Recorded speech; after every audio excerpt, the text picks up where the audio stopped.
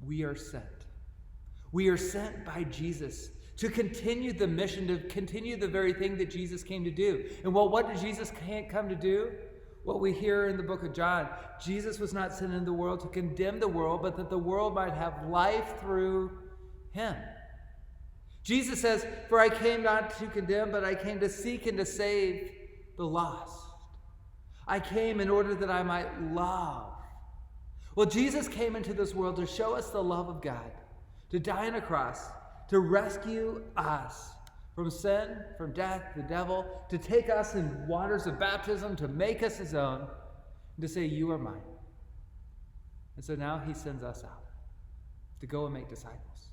He sends us out to tell people about Jesus, that all might know of the incredible love of God, that all might know that God is for us, not against us, that all might know who God is, what he's all about, so that in the waters of baptism, they too might become a part of the family. They might become a part of the team. And friends, that's what we're here for. As disciples of Jesus, it's important for us to realize and know that we're a part of the team. We're a part of God's mission. We're a part of what God's about, that God might accomplish his mission through you. Now, just like Clayton Kershaw, he has one role on the Dodgers to play. He's there to pitch.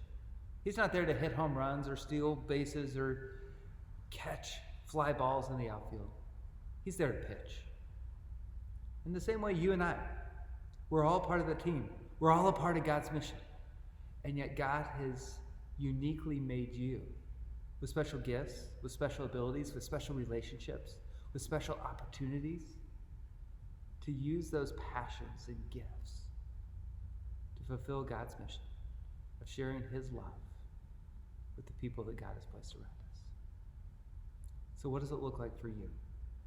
Who are you? Why are you here? You are a beloved child of God. You're a disciple of Jesus. Never forget that. But you're also sent by Jesus to continue the work that he came to do. So what does that look like in your life? Today, tomorrow, for the next few months, the next year?